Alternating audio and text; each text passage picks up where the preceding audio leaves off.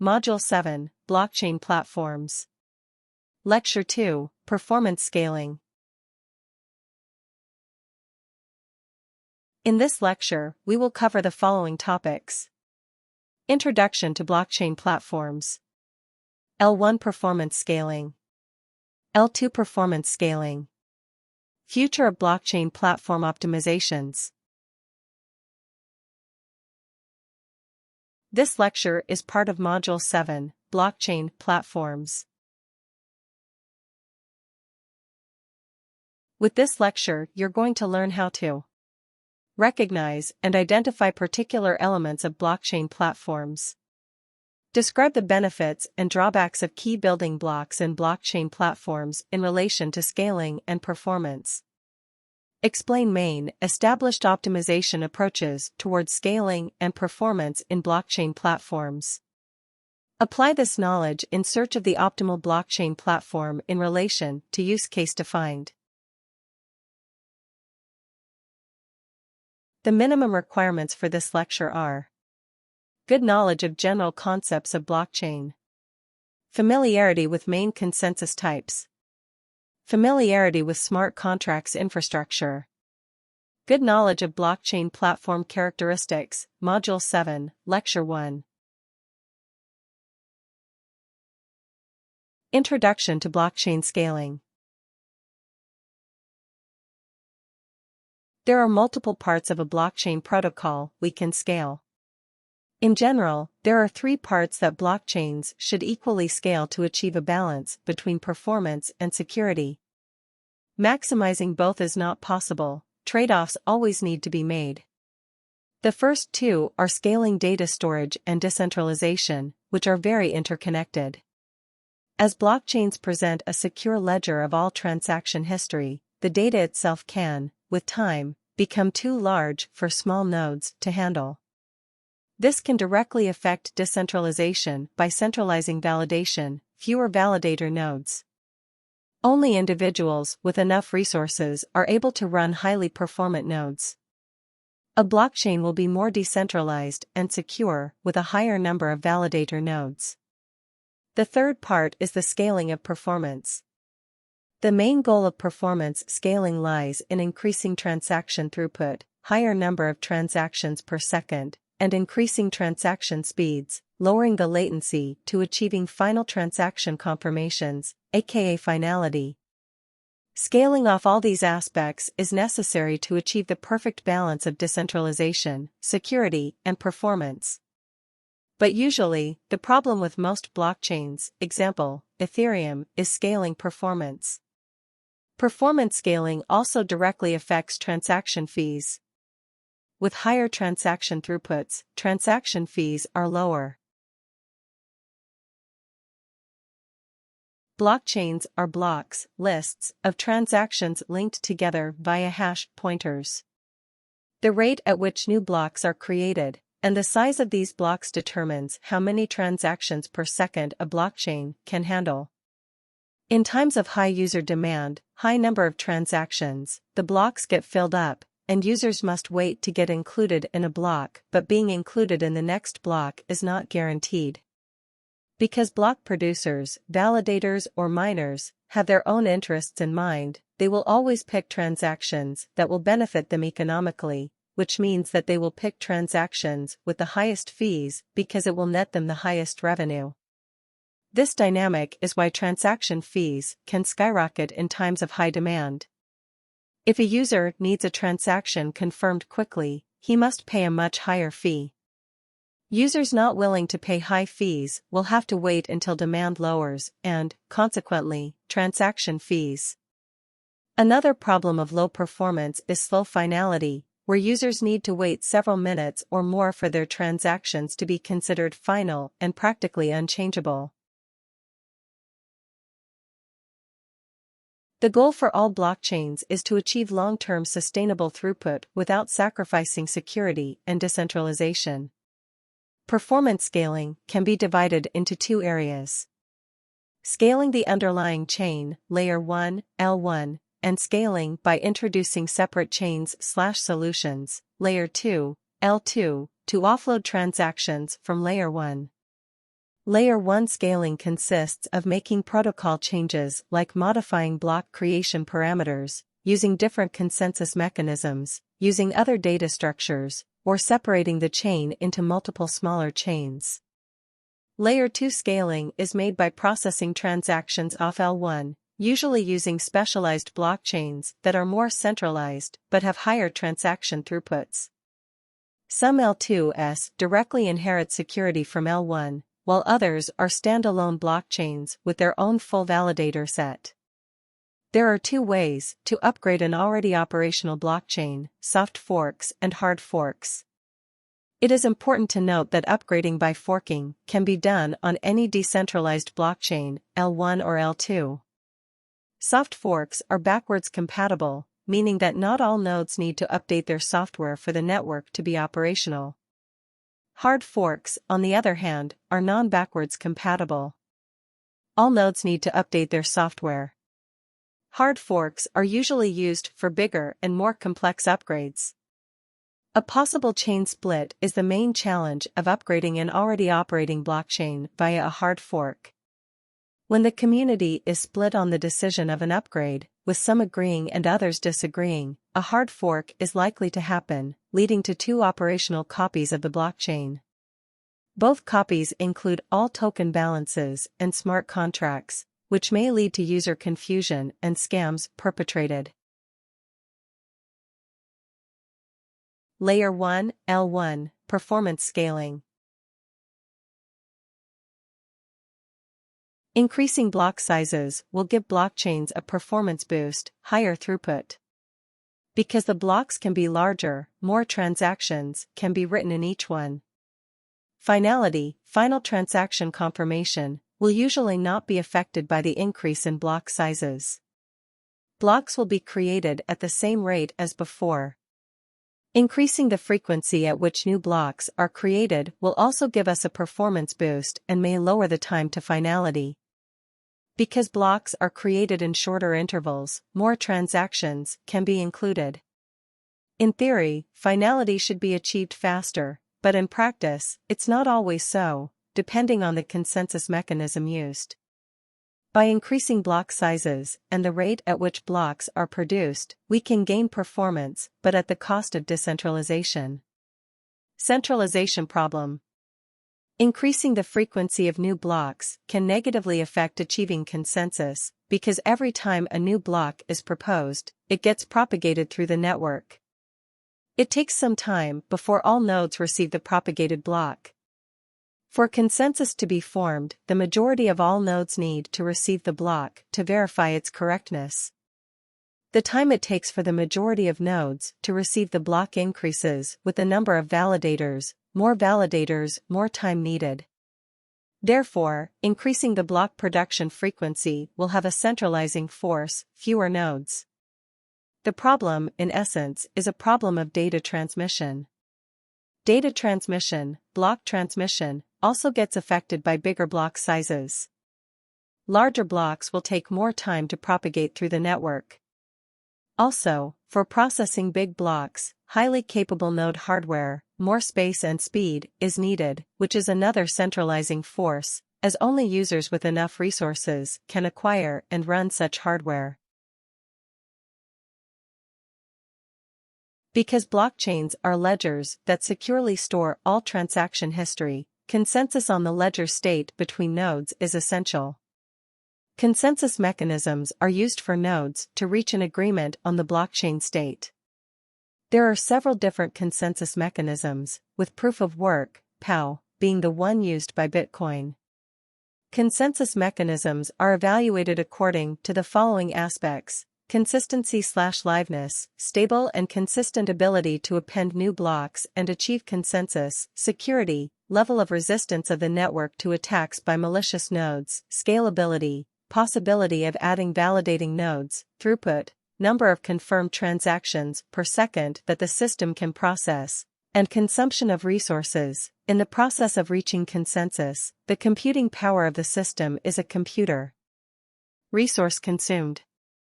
Different approaches can lead to higher throughput and faster finality, but at the cost of decentralization, lower validator node count, and liveness, being able to add new blocks constantly. Examples. In a POW blockchain, transactions are validated by solving a computationally intensive problem. Whoever solves the problem first gets to build a new block and gets paid to do it. Solving the problem uses a lot of energy, which is why attacking such a system is not viable, very costly. The cost of solving also allows anyone to compete for validating transactions on the network. It's important to note that the time it takes to solve the problem directly influences the network's throughput, new block, transactions per second. The number of malicious nodes, miners, needed or, more accurately, the amount of hashing power needed to attack the network is 51%. POW blockchains usually also have high liveness, meaning they will never halt, but this comes at the cost of forking. The most used consensus mechanism is proof of stake, POS. POS requires validators to lock a significant amount of coins to avoid bad behavior. If validators act maliciously, their locked coins can get slashed. This mechanism uses a monetary penalty, slashed coins, to disincentivize bad behavior, while proof of work does that through expensive problem solving. Validators are chosen randomly as block creators, and blocks are confirmed and deemed valid if 3 house of validators agree. There are 2 categories of POS mechanisms, chain-based POS and Byzantine fault-tolerant POS. Chain-based POS maximizes the number of participants and minimizes chain load, fewer messages. Finality is probabilistic, meaning that transactions are never truly final. Instead, there is a very high chance that it is. The chain can easily fork, but new blocks can still be published, high consistency/liveness. Byzantine fault-tolerant, BFT, POS does minimize the time to achieve finality, but at the cost of high chain load, many messages, propagating blocks and multiple votes. A block needs to get finalized before starting another one. Propagating many messages in the network impacts system scalability. It cannot support many validators because data needs to get propagated between many nodes in time, which is not achievable with a high validator number. BFT POS blockchains cannot fork, which is why they can halt if anything goes wrong with consensus. By halting, no new blocks can be appended, low consistency. Consensus mechanisms can be much simpler and performant for permissioned networks where all participants are known. These networks, private, consortiums, do not need no malicious nodes to meet the Byzantine fault tolerance. For example, Hyperledger uses a crash fault-tolerant (CFT) approach. There are alternative data structures in distributed ledger technologies besides blocks connected via hash pointers, blockchains. Hash pointers can also be used with other data types. The already known one is linking lists of transactions, blockchain, but we can also link binary trees and graphs with hash pointers. A direct acyclic graph, DAG, is the most used alternative data structure. In DAGs, transactions get linked directly instead of using blocks of transactions, meaning that transactions get processed separately. This allows for transaction parallelization. An example of a project using DAG is IOTA. Due to parallel processing, there are multiple points at which newly issued transactions can be attached, which is why there are no bottlenecks in the processing of transactions, as is the case with ordinary blockchains, where blocks of transactions in the network are included sequentially. This system has no block-producing validators or miners. The goal is for each participant to be able to issue their transaction with their own device and pin it to the network. For this to be possible, every user that pins a new transaction must confirm 2 previous transactions, which is why miners are unnecessary, and there are no transaction fees. Even though DAGs present a scaling opportunity, depending on the mechanisms used, it can get very hard to decentralize fully. IOTA is currently centralized, milestones by a central coordinator node. The principle of sharding is the division of a chain into smaller parts, called shards. Sharding will give us a linear performance increase with respect to the number of divisions, shards.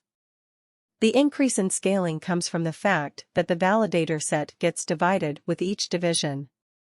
Each validating set processes its chunk of transactions for its designated shard chain, parallelization of transactions, which is also why sharding is a centralizing force, lowering the number of validating nodes on each shard chain. Sharding is also hard to design and implement with security and reliability in mind, consensus between shards, resilience against single shard chain compromise. It is important to note that the described sharding is one of dividing the whole chain with the execution of code as well. Some blockchain platforms are also researching ways to only shard data, meaning that not all data is stored in every validator. Data sharding is a much less complicated upgrade. Data sharding at L1 can be combined with Layer 2 scaling solutions to increase a blockchain's throughput. Layer 2, L2, performance scaling. Layer 2 solutions are a group of technological solutions whose purpose is to scale the main chain, L1, by relieving it of transactions, in part. There is some debate about whether sidechains should be considered a Layer 2 solution because they do not inherit any security from L1. Sidechains are standalone blockchains usually optimized for efficient transaction processing, different consensus mechanisms, block parameters, with their own validator set, usually smaller, performance gains, and thus less decentralized and secure. They are connected to L1 via bridges, usually smart contracts on both ends, L1 and sidechain. In theory, any chain can be another sidechain. For example, the Solana network is a sidechain to the Ethereum network and vice versa. In this way, all new blockchain projects can be sidechains to a larger one, allowing the new blockchain to tap into a larger user base and liquidity. The only thing that must be taken care of is efficient and secure interoperability, bridges. State channels are used to lower transaction fees and increase throughput by creating side channels on top of an L1, where the channel users can transact between themselves. State channels are considered a Layer 2 scaling solution because they inherit security from L1. The security is inherited because state channels need the L1 to settle all the transactions that happened off-chain. State channels, in general, work by using smart contracts where users who wish to transact lock up funds and open a, usually centralized, channel between users. When a channel is opened, the state, balances of users, is recorded on L1. Users can then transact between themselves, and when they agree to close the channel, the new state, last state, is written on L1. Because the new state needs to be agreed on, state channels are controlled by a multi-sig. Many users in channel need to sign a transaction to be valid. Opening and closing channels might still be expensive, depending on the L1 used. Security challenges are also present because users are responsible for closing the channels. If users do not agree on the final state, the funds may stay locked, and the only way to get them out is through a dispute resolution mechanism. Funds may be settled unjustly. Other possible attack vectors are purposely trying to close the channel with an old state, proposing an invalid state for others to sign, and refusing to sign a state update. This L2 solution improves scaling but lacks application features. Off-chain computation is available, albeit it would be run by a small number of participants, centralized. Still, the main issue is that it does not give us all the benefits that a normal blockchain would.